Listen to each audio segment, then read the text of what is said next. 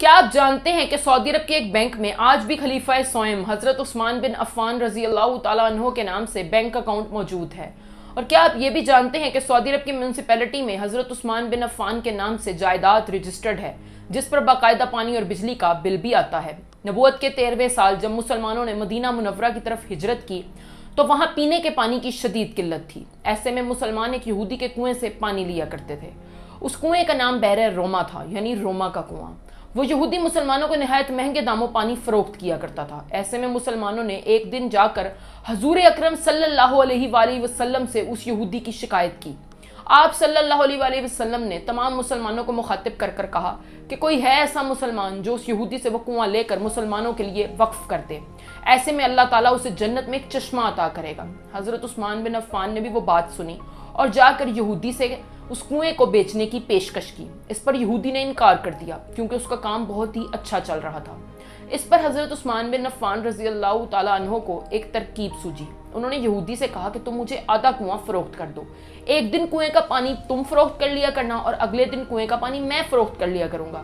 اس پر یہودی کو لالچ آ گیا اور وہ مان گیا۔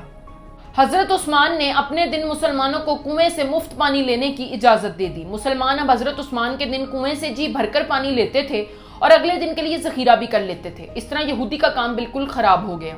اس نے تنگ آ کر حضرت عثمان کو پورے کا پورا کنواں 35,000 درہم میں فروخت کر دیا۔ اسی دوران ایک مالدار شخص نے حضرت عثمان سے کنواں 2 گنا قیمت دے کر فروخت کرنے کی پیشکش کی۔ اس پر حضرت عثمان نے کہا کہ مجھے اس سے بھی زیادہ کی پیشکش ہے۔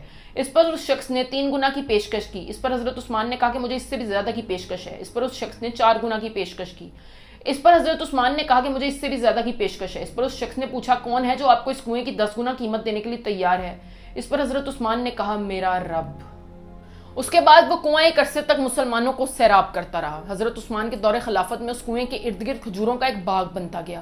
آل سعود کے دور میں کھجوروں کی تعداد 1550 ہو گئی۔ حکومت نے اس باغ کے ارد گرد ایک 4 دیواری تعمیر کروا کر اس کی زمین کو حضرت عثمان کے نام سے میونسپلٹی میں رجسٹرڈ کروا دیا، اور وزارت زراعت نے کھجوروں کو بازار میں بیچ کر اس کی آمدنی سے حضرت عثمان کے نام سے ایک بینک اکاؤنٹ بھی کھلوا دیا۔ آہستہ آہستہ اس بینک میں اتنی رقم اکٹھی ہو گئی کہ اس سے مدینہ منورہ کے مرکزی علاقے میں ایک کشادہ پلاٹ خریدا گیا اور اس پر ایک رہائشی ہوٹل تعمیر کیا گیا۔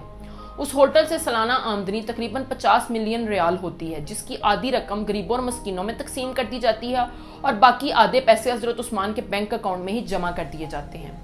یہ تھی حضرت عثمان رضی اللہ تعالیٰ عنہ کی نیکی، جسے اللہ نے اپنی بارگاہ میں ایسے تسلیم کیا کہ آج تک اسے ان کے لیے صدقہ جاریہ بنا دیا۔